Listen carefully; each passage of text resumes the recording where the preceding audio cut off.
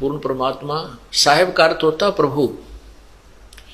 ये भाषा भिन्न होने से कोई गॉड कहता है, कोई रब कहता है, कोई अल्लाह कहता है, कोई हम साहेब परमेश्वर राम कह देते हैं।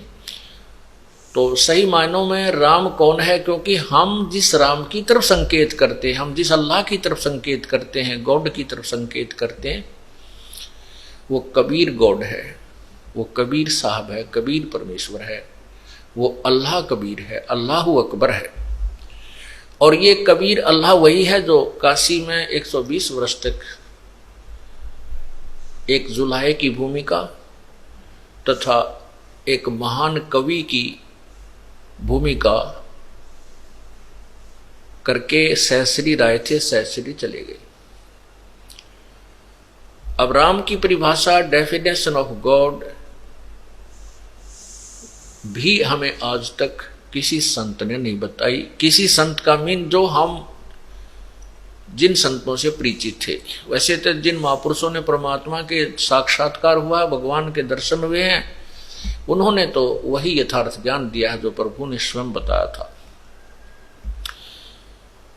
उन संतों को छोड़कर जिन्होंने परमात्मा का साक्षात्कार हुआ है और स्वयं परमात्मा प्रभु ने आकर के, साहेब ने आकर जो ज्ञान दिया, उसके अतिरिक्त अन्य ऋषियों, महर्षियों और संतों को तो परमात्मा की परिभाषा का भी ज्ञान नहीं था। इसी कारण से हम राम कहते हैं। जैसे आपको कथा सुनी थी कि पीपा जी एक राजा था, वो फिर संत बन गया। एक शहर में गया हुआ था, वहां एक मुसलमान तेलन थी। उसको साधु, उस पीपा जी ने कहा कि बेबे राम बोल, राम राम।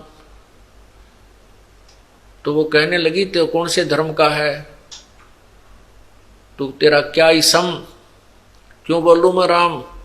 राम तो मरने के बाद बोलते हैं, हमारा कोई मर थोड़ा ही रहा है। तू बोल राम, तू बोल राम, तू बोल ले। कहने का भाव यह है कि उसको राम बोलना ही पाप बता रखा था कि राम तो कहना है नहीं, तो हिंदू कहा करते हैं।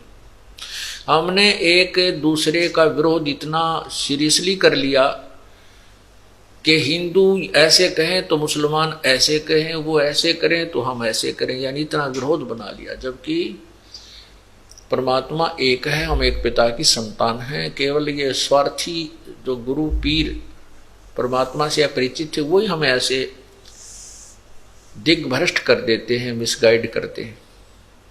उसी आधार पर उस मालन ने संत जी से कहा कि तू बोल राम, तुम्हारा मर गया होगा कोई, हमारे कोई मरा थोड़ा ही है। तब पीपा जी ने कहा था कि तेरा मरियो खसम, चल तेरा पति मर जाएगा, तू फिर तो बोल लेना राम राम।